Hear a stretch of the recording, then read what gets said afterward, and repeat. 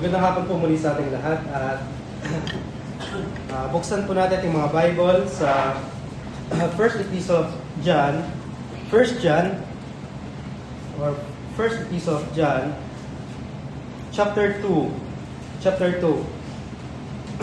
Ang pag-aaralan po natin ngayon ay mula sa verse 25 ng chapter 2 hanggang sa verse 28. So, babasahin ko po itong 1 John chapter 2 verse 25 hanggang 28. So the Bible says in verse 25, and this is the promise that He had promised us, if even eternal life. These things have I written unto you concerning them that seduce you. But the anointing which ye have received of Him abideth in you, and you need not any man teach you, but as the same anointing teacheth you of all things, and is truth, and is no lie, and even as it has taught you, ye shall abide in Him. And now, little children, abide in Him, that when He shall appear, we may have confidence, and not be ashamed before Him at His coming. Manalangin po tayo. O Ama dakila, makapangyarihan sa lahat, naman nagpapasalamat po kami muli, Ama, sa hapon na ito na pagkakataon na muli pong maibahagi po muli ang inyong banal na salita sa kapwa believer. Kay patuloy, Ama, manguna na ang bawat isama ay magkaroon po, Ama, ng malinis na puso, malinis na isipan, at kayo po patuloy, Ama, ang magturo sa amin, at tutulungan niyo po, Ama, na kami ay patuloy na matuto, Ama, ng inyong banal na salita sa hapon na ito. Pangunahan niyo po kami, at kayo po patuloy, Ama, ang mag-bless sa amin sa aming pag-aaral ng inyong banal na salita. Ama, binabalik namin sa inyong kapurihan at ang karangalan. In Jesus' name we pray. Amen. So, dito sa last tayo na napag-aralan natin, which is yung verse 21 hanggang verse 24. At dito sa 24, may kita natin yung patungkol sa test o test sa kung ikaw ba ay tunay na Kristiyano. So, just sa 24, sabi dyan, verse 2, 1 John chapter 2, verse 24, sinabi dyan, let that therefore abide in you, which ye have heard from the beginning. So, yung napakinggan nila, simula nung sila ay na-save. Yung napakinggan nila, simula nung nag-start mismo, yung church dun sa Ephesus. From the beginning, if that which you have heard from the beginning, kung yung inyong natutunan at napakinggan nung simula na kayo na-save, na kayo nanampalataya, nagsisi ng kasalanan, at nanampalataya sa Panginoon Kristo, shall remain in you, ye also shall continue in the Son and in the Father. So makikita natin dito, yung una, yung continuous holding of the Apostles' doctrine. So sabi dyan, let that therefore abide in you, which you have heard from the beginning. So, kung ano yung napakinggan natin, kung ano yung napakinggan ng mga believers doon sa Ephesus, during the time na nag-preach doon si Pablo, nag-preach doon si John, sabi dito, kung kayo mananatili doon sa tinuro ni Pablo at sa tinuro ko, sabi dito, kayo ay magre-remain at magko-continue doon sa Son, in the Son, and in the Father. So, continuous holding of the Apostles' doctrine. So, yung pangalawa na nakita natin last time ay yung continuous fellowship with the Father and with the Son. So, kapag ikaw ay saved, hindi pwedeng magkakaroon ka ng fellowship kay Satan. Siyempre, pag ikaw ay saved, ikaw ay na kay Kristo, ang magiging ka-fellowship mo, si Jesus Christ at yung God the Father. So dito pag-aaralan natin ngayon, we will see here the promise and hope of the believers when they continued holding the word of truth. So, yung word ng katotohanan, which is yung scriptures, yung Bible na hawak natin, yung Bible na pinag-aaralan natin. So, makikita natin dito ngayon, yung tatlo na promise and hope of the believers when they continue, kung sila'y nagpapatuloy sa pagpapatuloy sa paghawak doon sa katotohanan, sa word of truth. So sa verse 25, may kita natin dyan, and this is the promise that He had promised us, even eternal life. So una natin makikita dyan, the promise of eternal life. At makikita natin dyan na the promise is in Christ Jesus and can be received through faith. So sa Titus, sinabi na sa Titus chapter 1, so pinag-aralan sa umaga, tuwing umaga, sabi ng Titus chapter 1, babasahin ko lang. Titus chapter 1 verse 2, sinabi niya, in hope of eternal life, which God cannot lie, promised before the world began. So makikita natin na yung walang hanggang buhay ay even before palikhay ng Diyos, itong sanlibutan, yung walang hanggang buhay na yon ay nakahanda na ibigay doon sa mga taong mananampalataya sa Panginoon Kristo. So, tandaan natin na alam ng Diyos yung mangyayari, alam ng Diyos na kapag nilikha niya si Adan at si Eva, sila ay magkakasala. Alam ng Diyos yon. Pero hindi tayo katulad ng Calvinism, na alam ng Diyos, pinili ng Diyos, at the same time, yun lamang mga pinili ng Diyos ang maliligtas. Tayo naniniwala tayo na tinuro ng Biblia na lahat ng maliligtas ay alam ng Diyos. Pero hindi pinili ng Diyos kung sino yung maliligtas. Ang maliligtas ay kung sino yung magre-respond doon sa panawagan ng Diyos. Yung panawagan ng ating Panginoon Kristo na come unto me. Kung sino yung magre-respond doon, then siya yung maliligtas. So may kita natin dito, yung promise ay na kay Kristo, na kay Jesus Christ. And God promised eternal life before the world began. So yun yung nakita natin sa Titus. At the same time, may eternal life na kay Kristo, na kay Jesus Christ, is the evidence that God is faithful. Na ang Diyos ay hindi siya nagsisinungaling. Sabi nga doon ni Pablo kay Titus, in hope of eternal life, which God cannot lie. So, itong katotohanan na yung walang hanggang buhay na pinangako ng Diyos bago pa malikha ang mundo, so ibig sabihin, ang Diyos ay faithful. Kaya nga ang Diyos ay tinatawag siyang Jehovah. Bakit? He is a covenant-keeping God. Siya yung Diyos na kinikip niya kung ano yung sinabi niya. Nung nagsabi siya kay Adam, nagsabi siya kay Abraham, kay Isaac, kay Jacob, kay Joseph, at maging kay David, hanggang sa next na mga generation, yung promise na yun ay ginawa ng Diyos. At the same time, sa atin. At yung promise ng Diyos sa atin, kung ikaw ay magsisisi ng kasalanan at mananampalataya sa Panginoon Kristo, magkakaroon ka ng walang hanggang buhay. Alam niyo bang eternal life na yan, free nating natanggap yan, pero pinagbayaran yan ng napakalaking halaga ng ating Panginoon Kristo. Isipin mo na ang langit ay iniwanan niya para iligtas yung taong nagkasala, para yung taong nagkasala ay madala niya doon sa langit. So, makikita natin dito na yung walang hanggang buhay ay isang ebidensya ng ating Panginoong Jesus, ng ating Diyos ay faithful. So, yun yung una nating makikita na kung bakit kailangan, bakit sinabi ni John na bakit kailangan ng mga believer dun sa Ephesus na magpatuloy dahil yung promise ng Diyos na walang hanggang buhay. Na kanino bang walang hanggang buhay? Sabi ng Bible, sabi din dito sa John, yung walang hanggang buhay na yan ay nasa Son.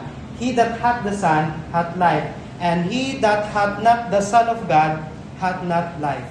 Kung wala sa iyo ang Son of God, kung wala sa iyo si Jesus Christ, wala sa iyo ang eternal life. So, ibig sabihin, yung promise ng Diyos na kay Kristo ay walang hanggang buhay. Pag ikaw ay nanampalataya at tinanggap mo at nagsisi ng kasalanan, tinanggap mo ang ating Panginoong Kristo, tinanggap mo rin yung walang hanggang buhay. So, ganun yung sinasabi ni John doon sa mga sa mga believers doon sa Ephesus, na kayo ang dahilan kung bakit kayo magpo-continue, bakit kayo ipagpapatuloy yung paghawak nyo sa pananampalataya, bakit kailangan mag-continue sa fellowship nyo sa God the Father and God the Son, ay dahil sa promise na walang hanggang buhay. At dito, sa 26,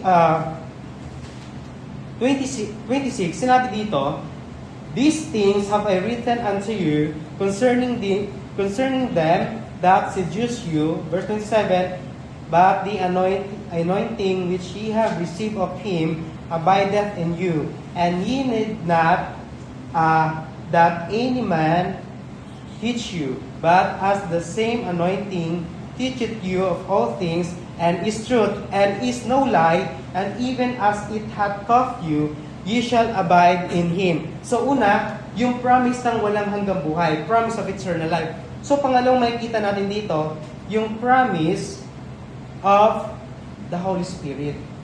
So makikita natin dito, yung promise ng God the Holy Spirit.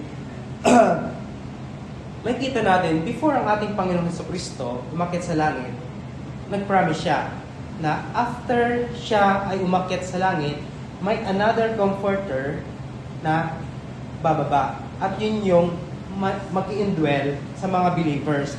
So makikita natin dito, una, na yung mga Gnostics doon sa Ephesus, talagang tinatry niya, they are trying hard na mawin o i-seduce yung mga believers na nasa loob ng simbahan. Tandaan nyo, yung mga Gnostics ay wala sila sa labas ng simbahan.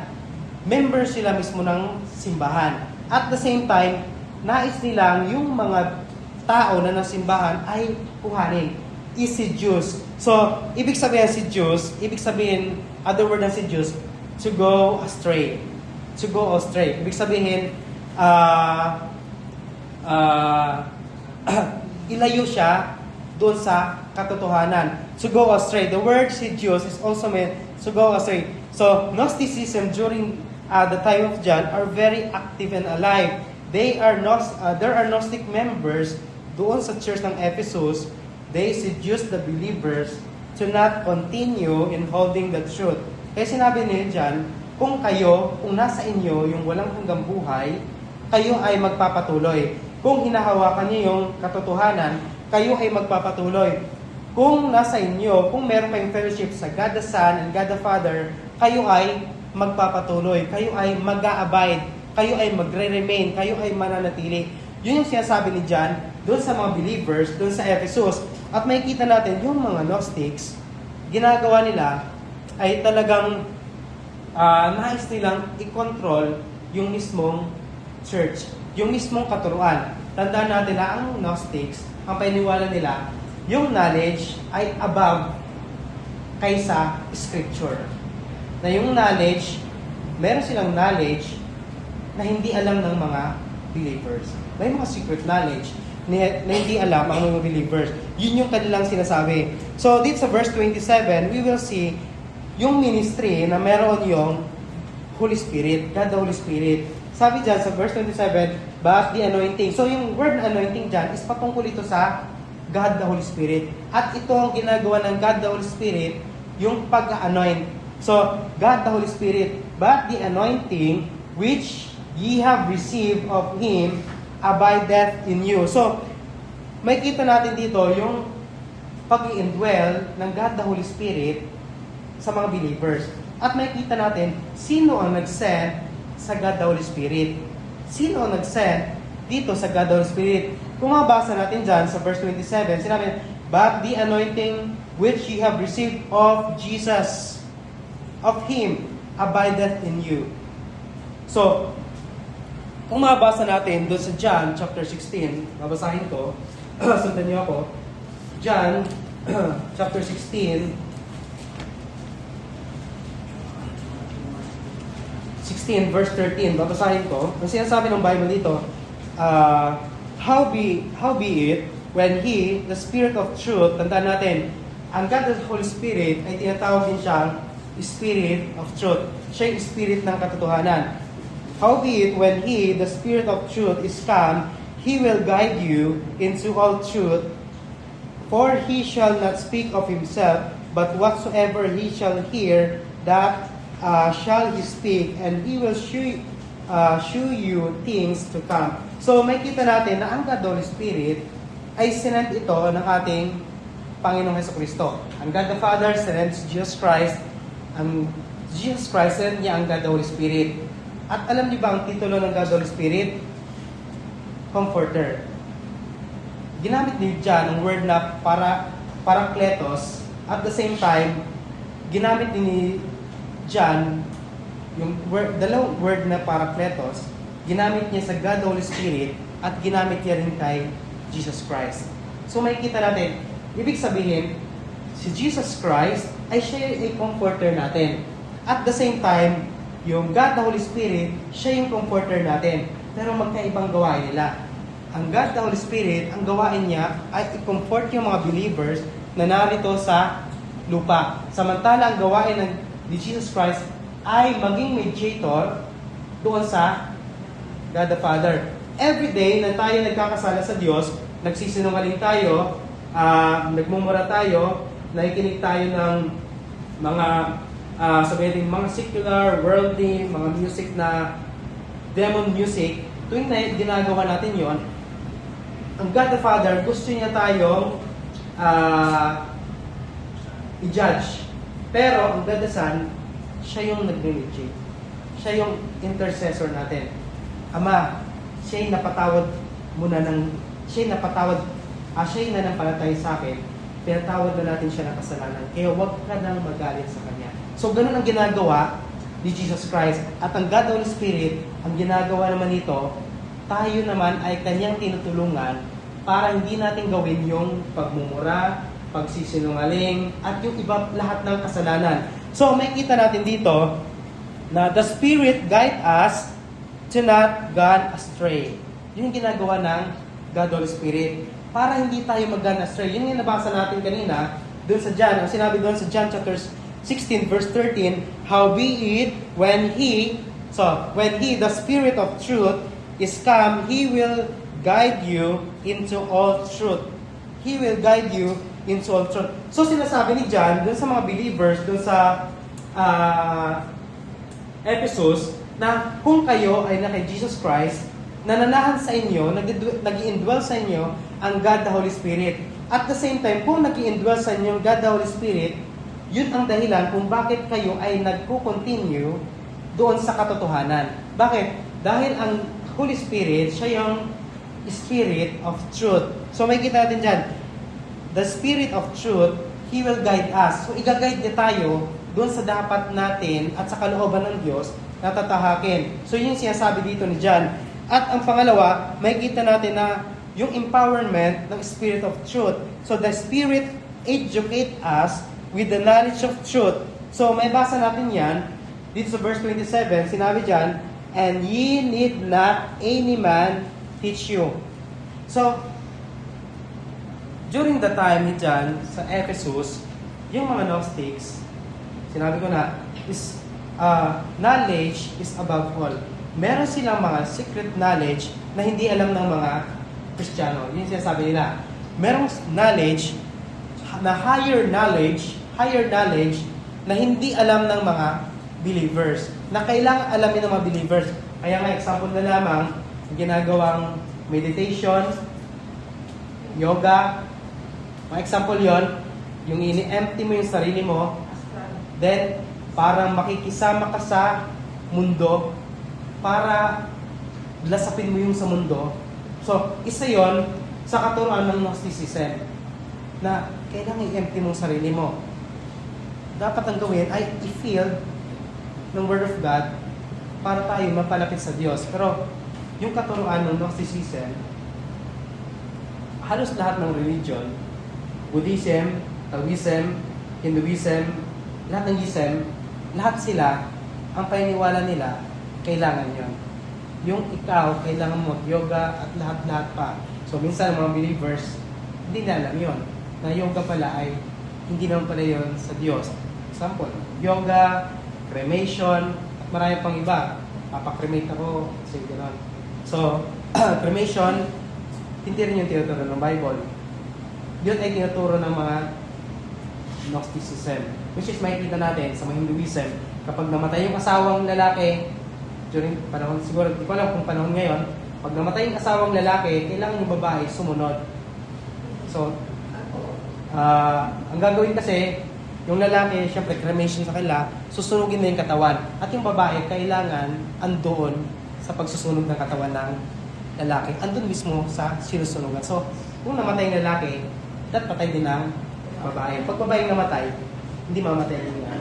So, yun, example yun ng Gnosticism. At nakikita natin dito na si John Kaya sinabi dyan, that ye need not that any man teach you. Bakit? Yung mga Gnostics, Scripture plus higher knowledge. Yung Word of God plus extra biblical teaching. Yung Word of God plus Scripture and science.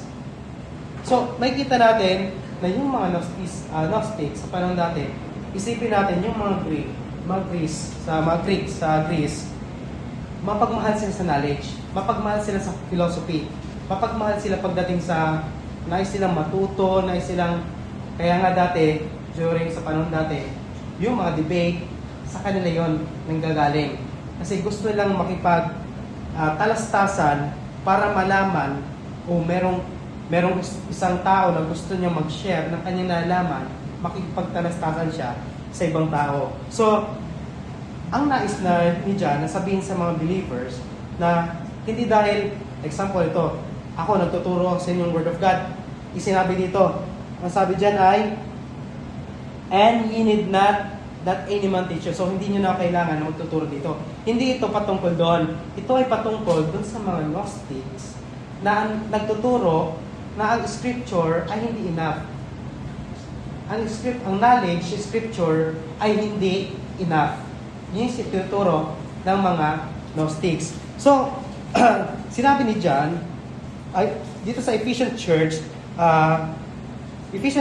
received the knowledge of truth.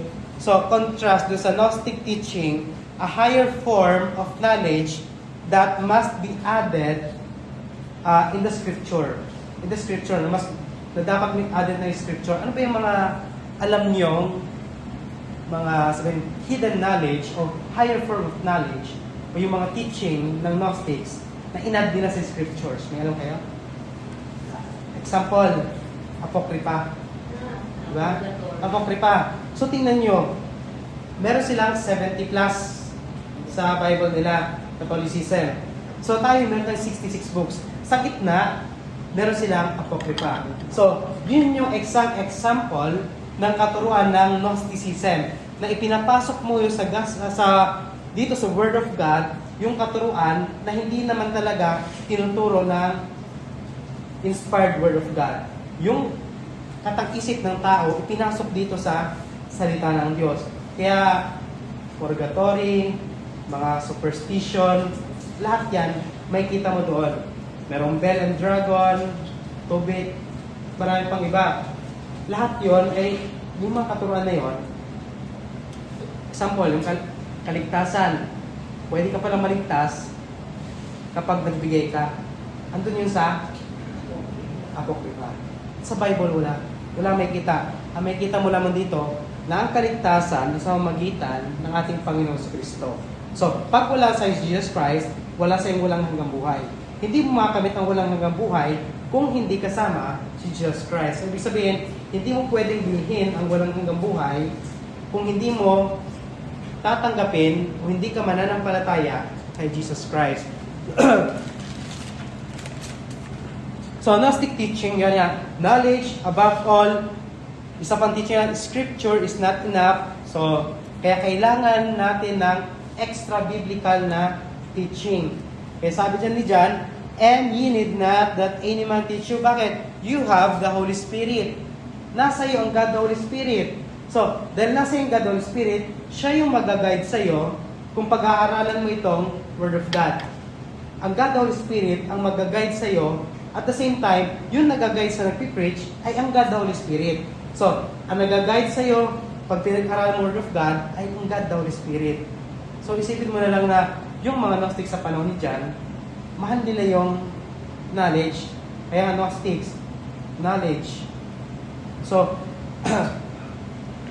mahal nila yung knowledge na tinakpan na nila yung salita ng Diyos. So, napakaraming Gnostics sa panahon natin ngayon. Na yung ang tinakpan nila ay yung mismong foundation ng salita ng Diyos. Kaya nakita natin dito, dininay nila yung pagiging Son of God ng ating Panginoon sa Kristo. They denied the incarnation of Christ, they denied the sonship of Christ, they denied the blood of Christ. So napag-aralan natin to last time. At makikita natin dito na kapag ikaw na kay Jesus Christ, nasa iyo walang hanggang buhay, nasa iyo ang God the Holy Spirit. At ang gawain ng God the Holy Spirit ay i-guide ka at the same time, hindi mo na kailangan yung tinatawag nating teacher na Gnostics. Teacher na Gnostics. Yung sinasabi ni John doon sa mga believers doon sa Ephesus, then yung mga believers sa Ephesus, tandaan natin, Turkey, Greece, magkalapit lang sila. So, pag tandaan natin na yung panahon ng Grecian Empire, nasakop number 1 yan, Greece. So, may tinatawag ng Greco-Roman na panahon na kung saan yung Greece, kung anong meron doon sa Greece, napupunta rin doon sa Turkey. Kaya may kita natin na yung mga katuruan na meron sa Greece, meron din yun sa Turkey. Kaya yung mga knowledge, yung paghahanap ng hidden knowledge, secret knowledge, ay dahil yon doon sa mga philosopher. Then yung philosopher pumasok sa church at naging tinatawag natin extra-biblical teaching. Kaya yung mga believers, nalilito sila. So kailangan pala namin ng ganito para kami ay maligtas. So kami pala ay hindi talaga nagkasala. Napag-aralan din natin last time yon. Sinabi nila, ang tao ay walang kasalanan. Ang tao ay hindi nagkakasala. Bakit? Ang tao balang araw ay magiging katulad ng Diyos. Dahil merong essence sa tao na siya ay merong pagiging Diyos. Kasi sabi, di ba, natatanda yung sinabi ng ahas kay Eva, na ikaw ay magiging katulad ng Diyos. At yung sinabi yun, ye are gods. So, yung mga Gnostics, dahil galing sa labas yung katuruan, papasok sa simbahan, eh sinabi ni John dito, ye need not that any man teach you. Dahil yung God, the Holy Spirit, ay nasa iyo. At makikita natin dyan, but as the same anointing teacheth you. So, makikita, the Spirit, ang gawain ng Holy Spirit ay i-guide yung believers. Remember, the scriptures say that only yung regenerated minds will receive and know the truth of the scripture. So, yun lamang mga saved. Kung ikaw na kay Kristo, ikaw ay na kay Jesus Christ, ikaw yung nakakaalam ng tunay na paraan, o yung tunay na kaalaman, which is yung nasa salita ng Diyos. Kasi yung mga Gnostics, ang ginagawa nila, tinitwist nila ang Bible, nag-a-add sila sa Bible, nagbabawas sila sa Bible, katulad ng ginawa ni Satan, katulad ng ginawa ng ahas. So, simulat sa Paul, yun ang gawain ng mga Gnostics, hanggang sa panahon natin ngayon. At makikita natin dito, na sinabi ni John, but as the same anointing teacheth you of all things. So, tanda natin, ito yung ginagawa ng God, the Holy Spirit. So, the Spirit teacheth us the word of truth. So, truth and no lie. So, sabi dyan, but the same anointing teacheth you of all things and is truth and is no lie. So, una, that yung God, the Holy Spirit, the Spirit of truth teacheth us the wholesome words. At the same time, the Spirit of truth teacheth us yung word of truth. Yung salita ng katotohanan. At makikita natin na yung salita ng katotohanan, sabi ni John, yung salita ng katotohanan, walang halong kasinungalingan. Sinabi dyan, ye teacheth you of all things, and is truth, and is no lie, and is no lie. So, ibig sabihin, yung pangkabuuhan ng scripture, ng Word of God, ay salita ng Diyos. So, ang believers, ang gawain ng believers ay saliksikin ng Word of God. Ang gawain ng God, Holy Spirit, ay ituro doon sa believers kung ano yung kanyang sinisik. Ano yung kanyang hinahanap sa Word of God. So, every believer, tayo mga believer, so tandaan natin na yung panahon ni John, wala silang pangkabuuhang Biblia. So, either meron silang copy ng John, ng Ephesians, then other scriptures, maring wala silang copy ng other scriptures. Pero makikita natin na sinasabi dito, nung sabi ni John, na teacheth you, yung God the Holy Spirit, teacheth you of all things. So, yung word na teacheth dito, ito ay continuous na pagtuturo. Kasi, pag ikaw ay na-save, ang God the Holy Spirit, hindi siya mawawala sa'yo. Pag yung nagkasala, ang God the Holy Spirit, hindi mawawala sa'yo. Kung ikaw ay saved. Ibig sabihin, ang ginagawa ng God the Holy Spirit, ginaguide ka, tinuturuan ka, at the same time, sinabi dito, anointing teacheth you of all things, and is truth, and is no lie. So, yung ginagawa ng God the Holy Spirit. So, bakit tayo kailangan na magpatuloy? Dahil nasa atin yung God the Holy Spirit. Kapag hindi ikaw saved, hindi ka magpapatuloy. Bakit? Wala siyang God the Holy Spirit. Maboboard ka sa salita ng Diyos, sa pagbabasa ng salita ng Diyos, sa pag-aawit patungkol sa Diyos, sa pakikinig ng Word of God. Maboboard ka. Kasi wala siyang God the Holy Spirit eh. Pero pag nasa yung God the Holy Spirit, teach it you. Bakit? Kasi sinasaliksik mo yung Word of God. Kasi, isipin mo na lang, kapag ikaw believer, pero hindi ka nagbabasa ng Word of God, sa tingin mo, tuturuan ka ng God the Holy Spirit. Sino pa mga tinuturuan ng God the Holy Spirit?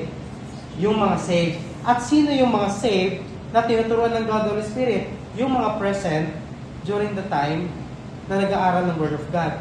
Paano kung ang Bible, ilalagay mo lang sa taas at hindi mo siya babasahin?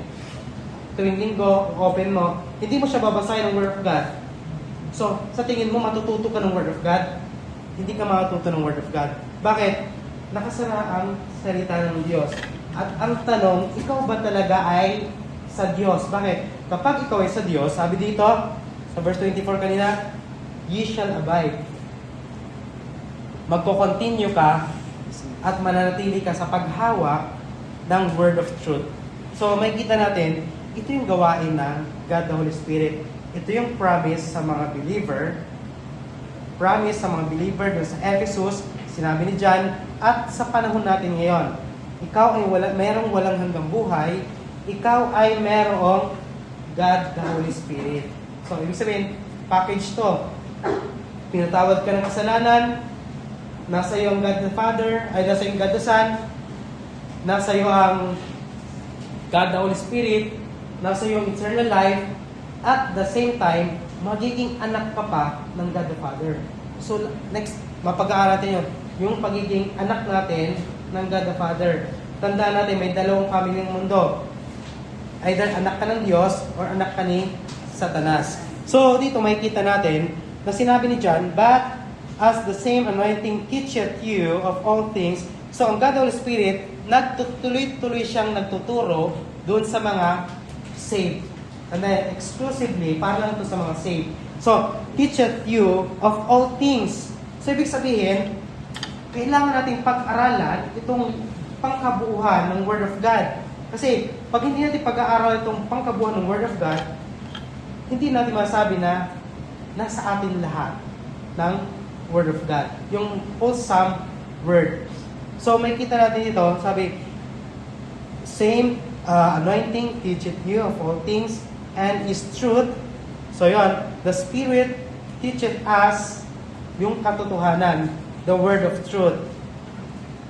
And is no lie, and even as it hath taught you, ye shall abide in Him. So, the word teacheth here, sinabi ko nga, ito yung continuous teaching by the Holy Spirit. So, the teaching doesn't end, yung pagtuturo ng God the Holy Spirit, hindi yun natatapos pag natapos na natin basahin ang Revelation. So, tapos ko nang basahin ang Revelation. So, hindi na ulit ako tuturuan ng God the Holy Spirit. Hindi ganon. So, ibig sabihin, every time na you open the Bible at pinag-aralan mo ang Bible, ang God the Holy Spirit, i-guide ka. At tuturuan ka niya tuloy-tuloy hanggat binabasa mo ang salita ng Diyos. So, paano kung hindi ko binabasa ang salita ng Diyos? Tuturuan ba ako ng God the Holy Spirit? So, yun yung problema. Hindi. So, tandaan natin, ang Spirit of Truth, kailangan yung Word of Truth. So, Spirit of Truth, tuturuan ka niya kung andun yung word of truth. Kung hawak mo ang word of truth. So tanda natin, ang ating Panginoon si Kristo, ang gawain niya ay intercede at maging mediator dun sa langit. Ang God the Holy Spirit, ito yung blessing na meron sa atin. Yung mga Old Testament dati, yung God the Holy Spirit, talagang pumapasok lang sa kanila pag may isang gawain na dapat silang gawin. Pero sa panahon natin ngayon, ang God the Holy Spirit, hindi lamang siya nasa atin, kundi nananahan sa atin at nagtuturo pa sa atin. So, isipin na natin kung gaano ka-bless, gaano yung blessing na ibinigay sa atin ng Diyos bilang mga believers, bilang mga Christian. So, ito lang yung sa mga Kristiyano. Then, sinabi dyan, that ye shall abide, verse 27, and is no lie, and even as He hath taught you, ye shall abide in Him. So the Holy Spirit teach us to abide in Christ and to continue in the fellowship with the Son. So, why should we believe in the Holy Spirit? Bakit tayo dapat maniwala sa Holy Spirit? So, sabi dyan, because the Holy Spirit is the Spirit of truth. At ilang beses yan sinabi ni John. Sa Bible, 4 na beses lang sinabi yung Spirit of truth. Ano ba yun? At ang nagsabi ng Spirit of truth ay si John. So kung saan pa exclusive lang na si John ang nagsabi ng Spirit of truth, Spirit of truth. At the same time, yung word na Behold the Lamb of God. Ano yan? So yung Behold the Lamb of God, si John lang din nagsabi nun. Bakit? Si John ay disciple ni John the Baptist. So may kita din, merong exclusive word na may kita lamang natin kay John. Example, yung Holy Spirit, Parakletos. So ginamit yon ni John at ni Jesus Christ. Silang dalawa ang gumamit yun. Jesus Christ at si John. So, may kita natin na kapag ang isang Kristiyano, dito, may kita natin, kapag siya ay Kristiyano, mananatili siya sa Word of God kasi nasa kanya yung Word of Truth. At may kita natin na sinasabi dyan, ye shall abide in Him. Yan yung sinasabi na Spirit of Truth. Ang itinuturo ng Spirit of Truth na tayo, sinabi ni John sa believers dun sa Ephesus, na kaya kayo mananatili, kaya kayo dapat ay manatili dahil ito yung sinabi ng Spirit of Truth. At the same time, bakit kayo manatili? Kasi sinabi ito ng Spirit of Truth. So, ibig sabihin, ang God Holy Spirit, siya talaga yung nag-guide sa bawat believer. Siya yung magsasabi sa bawat believer. So, before gawin yung kasalanan, yung God Holy Spirit, siya yung magsasabi sa believers, huwag mong gawin yan before gawin yung isang kasalanan. So, magkaiba. Sa pag-unsaved ka, meron tinatawag na nagawa mo na, then konsensya na. So, sa believers, before gawin yan, merong magsasabi sa'yo, huwag mong gawin yan dahil kasalanan yan at ito yung mga mangyayari. O, sige, gagawin mo yan, ito yung mga mangyayari. So, yung consequence, ibibigay na kagad sa'yo maaring mga magiging consequence. So, then dito may kita natin una na yung promise of eternal life, yung promise ng God the Holy Spirit, at yung huli dito may kita natin sa verse 28, and now little children. So ginamit dito ni John yung word na little children. Kasi yung mga believers, karamihan ng believers dun sa Ephesus ay little children. At ang word dito na little children ay mula sa Greek word na teknion, na ibig sabihin sila ay ipinanganak ni John. Ano ibig sabihin nun? Sila ay mga believers na na-save sa magitan ng ministry ni John, o sila yung mga believers na nabahagi na ng Word of God sa panahon ni John, at sila yung mga believers mismo doon sa loob ng Ephesus. Kaya sinabi dito John, now little children, abide in Him. So ilang beses sinabi ni John dito yung abide in Him. Sa verse 24 pa lang, sabi doon sa verse 24, let that therefore abide, which ye have heard from the beginning. If which ye have heard from the beginning, yung word na heard dyan, abide din yan. Word from the beginning, ye shall remain, abide din yan. Continue, abide din yon. So dito, after nun, sinabi ulit, ni John, abide, abide, abide, continue, abide, continue. At sa verse 28, sinabi ito, now little children, abide in Him. So napakahalaga pala. Bakit? Maaring sa panahon ni John, may mga believers na nakuha ng mga Gnostics. Kahit sa panahon natin ngayon, may mga believers na nag-backslide, lumayo sa Diyos. Hanggang sa panahon natin ngayon. Sa panahon ni John, may mga believers. Dahil nga, example, yung tinatawag natin mga kaibigan nila sa simbahan, di nila alam yung kaibigan na yun ay Gnostic.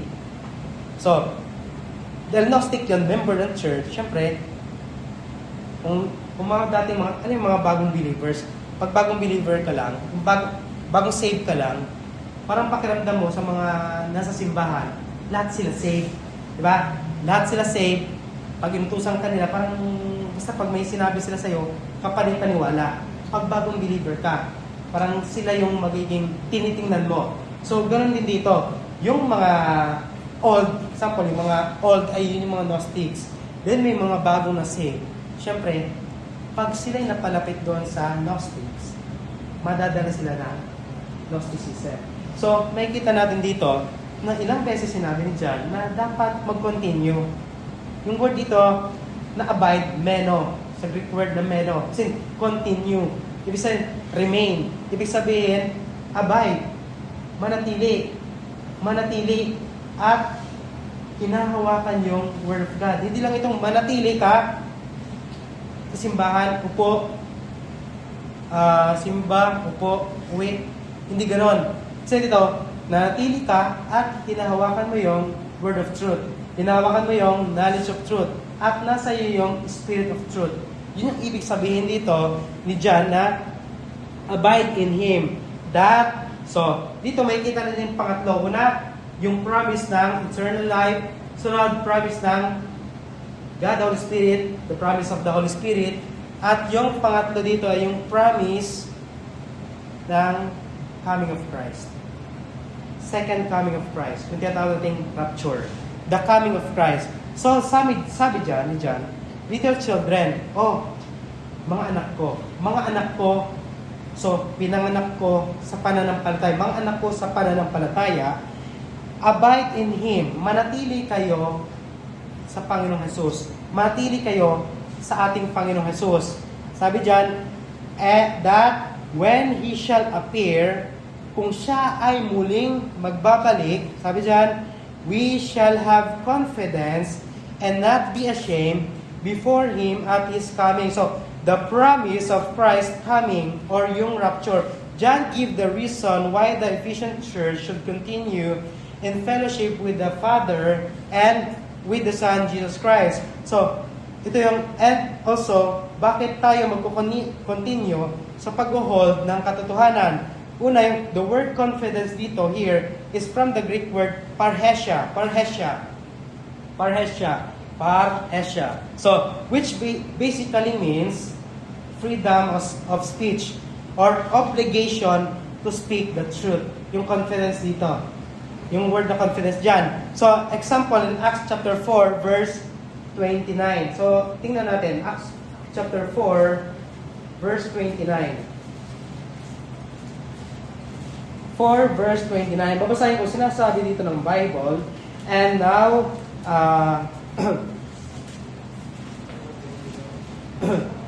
4:29, and now, Lord, behold, their threatenings, and grant unto thy servant that with all boldness they may speak thy word. So, yung word dyan na boldness, ay yung word na confidence, ay isa lang. Yung word na boldness at confidence, galing sila sa isang word na parhesia. So, ibig sabihin na kapag tayo, sinasabi ng confidence, para sa pagbabalik ng ating Panginoon sa Kristo, ay meron tayong boldness o katapangan na humarap sa Kanya. Example, pag ikaw, magulang, isa kang magulang, then yung anak mo nasa bahay, o ikaw ay anak, then parte ang magulang mo, kung ikaw wala kang ginawang kasalanan, doon sa bahay, hindi ka, sabihin, mahihiya. Hindi ka matakot sa magulang mo. So, kung matanda natin sa Bible, sa Revelation, turo din ni John, may kita natin yung panahon na kung saan yung mga tao, sinasabi nila sa bundok, takpan mo kami, itago mo kami sa inyo. At the same time, yung ginawa ni Adan, nung siya nagkasala sa Diyos, nagtago siya. Pero dito, yung kabaliktaran ng pagtago. Yung ikaw ay merong boldness, nakaharap sa Diyos, yung masasabi mo, I have fought a good fight of faith. Na ako ay lumaban. So, ito yung sinasabi dito ni John. So, tandaan nyo na yung sinulat ni John doon sa Ephesus ay para din sa mga believers doon sa Ephesus. So, yung sinulat ni John kay Timothy para sa Ephesus. Yung sinulat ni Paul sa Timothy, yung Ephesians, sinulat ni Paul, ay para sa Ephesus. Itong John, para din sa Ephesus. So, may kita natin, may connection doon sa sinusulat ni Pablo. So, sabi dyan, verse 28, And now, little children, abide in Him, that when He shall appear, we may have confidence and not be ashamed before Him at His coming. So, the word confidence used by John 4 times dito sa John, sa 1 John, at 9 times doon sa Gospel of John. So, confidence also means boldness. So, tingnan natin doon sa 1 John chapter 4, verse 17. 4, verse 17, sinabi din dyan, sabi dyan, Herein is our love made perfect, that we may have boldness in the day of judgment, when as He is, so are we in this world. So, yung word na boldness dyan, ay yung word na confidence, ito yung ikaw ay hindi ka magkakaroon ng kahihiyan na haharap ka sa Diyos dahil ikaw ay nakahanda na haharap sa Panginoong Jesus. At dito, may kita natin, so the reason why we must continue in the truth and in the fellowship with the Trinity, God the Father, God the Son, God the Holy Spirit, and this Word, because of Christ's imminent coming. Dahil sa pagbabalik ng ating Panginoon Jesucristo. Sabi niya, when He shall appear, we may have confidence and not be ashamed before Him at His coming. So, yung pagbabalik ng ating Panginoon Jesucristo, it is the hope of the believers. Ito yung pag-asa ng believers. So, His coming will motivate the believers to abide in the truth or in holding the truth. His coming will motivate the believers to proclaim the Word of God boldly. At the same time, His coming will motivate the believers to prepare and not be ashamed. So, sa panahon ni John, tanda natin yung mga Gnostics, talagang talamak siya sa labas at meron din sa loob. At may kita natin dito na kung ikaw ay na kay Kristo, huwag kang panghinaan ng loob. Bakit? Merong persecution tayong nararanasan ngayon, merong mga pangyayaring tayong nararanasan ngayon, pero tumingin ka sa kanyang muling pagbabalik. Yan yung sinasabi ni John dito. So, ibig sabihin, wala tayong time para makipaglambingan doon sa Gnostics, sa katuruan ng Gnosticism. So, wala tayong time para kuhanin yung katuruan ng Gnosticism. Kaya dito makikita natin, sinabi ni John, yung word na teknon, ibig sabihin, masunurin kayong mga bata. Masunurin kayong mga believers. Yung word dito na teknon. Kayong mga masunurin, mga anak ko na believers, sabi dyan, abide in Him. So, tanda natin, yung word dito, itong buong gospel of, itong buong piece of John, ito yung, sabi din, epistle of assurance. Andito yung assurance na muling magbabalik ang ating Panginoon Kristo. Kapag ikaw ay na-save, nasa yung God Holy Spirit habang buhay. So, hindi yung katuruan na kapag ikaw nagkasala, kailangan mo ulit tanggapin ang Panginoong Jesus. At ikay nagkasala na naman, tanggapin ang Panginoong Kristo. Nagkasala, tanggapin ang Panginoong Kristo para bumalik ulit sa yung God Holy Spirit. may ganong katuruan na kapag ang tao daw nagkasala, pag nagkasala ang isang tao, kailangan niya ulit magsisi ng kasalanan, manampalataya sa Panginoong Kristo para bumalik ulit sa Kanya ang God the Holy Spirit. At muli gagawin ulit yon.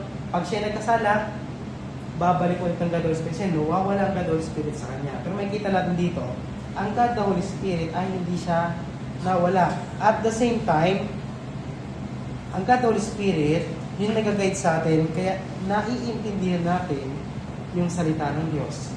Yung Biblia. Kaya dito, makikita natin, God the Holy Spirit, yung eternal life, God the Holy Spirit, at yung coming ng ating Panginoon Kristo. Yun yung magmomotivate sa mga believers na magpatuloy. So,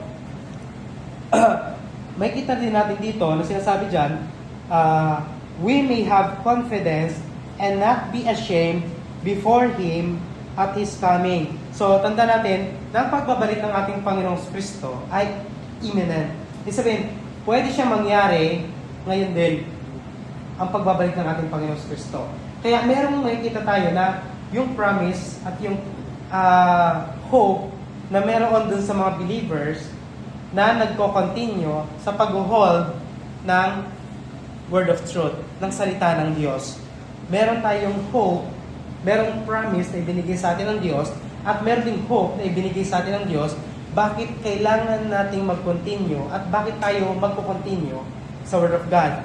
Sa panahon natin ngayon, minsan ang Kristiyano ay chill na lang. So, nag-chill ang Kristiyano, parang pakiramdam natin, this world is now my home. This world is now my home. Parang, itong mundong to, para sa atin, mag-aaral ako mabuti, para magkaroon ako ng maayos na trabaho, para magkaroon ng maayos na pamilya, para makatulong sa pamilya. Ano pa? Ba't wala yung about sa Diyos? Diba? Mag-aaral ako mabuti, o di kaya maglilingkod daw sa Diyos. So, tandaan natin, sa panahon natin ngayon, syempre, kailangan pag-aaral. At the same time, ang Diyos, number one, dapat ang nakatingin tayo sa pagbabalik ng ating Panginoong Kristo. Kasi, pag hindi natin tinitingnan ng pagbabalik ng, example, hindi tayo nag-aantay ng kanyang pagbabalik, parang useless yung buhay natin sa mundo. Isipin nyo lang, magtatrabaho ka, tapos na. Tatanda ka na lang, mamatay ka, tapos na ang lahat. Paano kung meron kang inaantay na pagbabalik ng ating Panginoong Kristo? Yung pagod na meron ka, yung sabi ng isang kanta, na lahat, sabi doon, yung isang kanta, it will be worth it all when we see Jesus. Life's trial will seem so small when we see Christ. One glimpse of His their face also will erase. So bravely run the race till we see Christ. So, ang pagbabalik ng ating Panginoong Kristo, may kasiguraduhan. Walang nakatakdang oras, pero may kasiguraduhan na babalik siya. So, nakikita natin sa panahon natin ngayon, ang tao ay powers ng powers. Diba?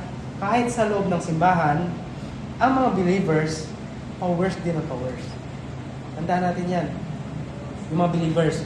So, yung mga katuruan, yung mga ginagawa sa labas, pinapasok sa loob. So, may pagkwentuhan kami about dun sa isa siyang simbahan, pero para siyang circus na simbahan. Simbahan na circus pala. Kasi, as in, circus na siya na simbahan. Ando na lahat ng klase na may kita mo sa circus.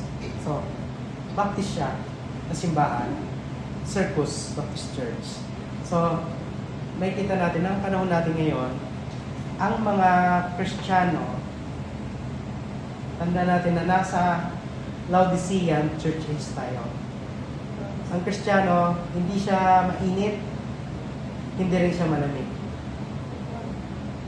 Totoo yan. Ang Kristiyano, hindi siya mainit, hindi siya malamig. Hindi persecuted ang Kristiyano, mayaman ang panahon natin ngayon. Dahil hindi pinipersecute ang mga Kristiyano. Dahil hindi pinipersecute ang mga Kristiyano ngayon, example, ako, Kristiyano, pasahabulin ako. Hindi ako inahabol sa panahon ngayon.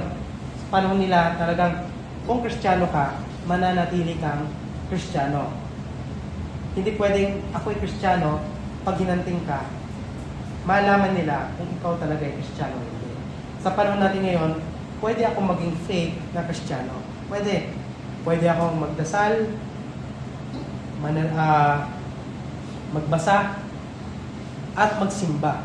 Pwede ko gawin yon. Pero makikita natin dito, kung nasa iyo ang word of truth, kung nasa iyo yung eternal life, nasa iyo din yung God the Holy Spirit. Kung nasa yung God the Holy Spirit, ang God the Holy Spirit nag-aantay ng pagbabalik din ng ating Panginoong Kristo. So, kapag ikaw nag-indwell sa yung God the Holy Spirit, mag-aantay ka rin ng pagbabalik ng ating Panginoong Kristo. At napakahalaga ng pagbabalik ng ating Panginoong Kristo. Yung tinatawag nating rapture. So, iba pa yung second coming, phase 2, yung phase 1, yung rapture. So, yung rapture na yan, pwede siyang mangyari kahit anong oras. Kaya sabi dyan ni John, my little children, and now little children, abide in Him. Manatili kayo. Bakit? Para hindi tayo mapahiya. So, pagdating Jesus Christ, kumusta? May nagawa ba tayo sa Diyos? Anong nagawa natin sa Panginoong Jesus? Save ako, pero chill lang ako sa mundo. Save ako, pero maligaya ako na wala akong nagawa sa Kanya. Hindi naman ako bibigyan ng tracts, hindi ako nagsusulwining, hindi ako nag-witness, hindi ako nag-aaral ng Word of God, wala akong personal o private life ng pag-aaral ng Word of God, wala ako lahat nun. Tapos sasabihin mo, ako ay isang Kristiyano. Nagsisimba sa Mount Zion Biblicist Church. Pero ikaw, yung buhay mo mismo, yung buhay natin, tayo ba ay nasa Diyos? Tayo ba ay nanampalataya na talaga sa Panginoong Kristo?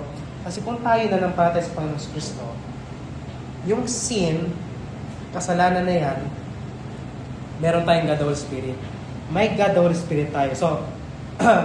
So let God be glorified sa buhay mo, sa kung anong meron ka sa plano mo sa buhay mo. So ano ba yung mga plano mo sa buhay mo pag nakapag-graduate ka? Gusto kong unahin ang Diyos. Gusto kong makapaglingkod sa Diyos.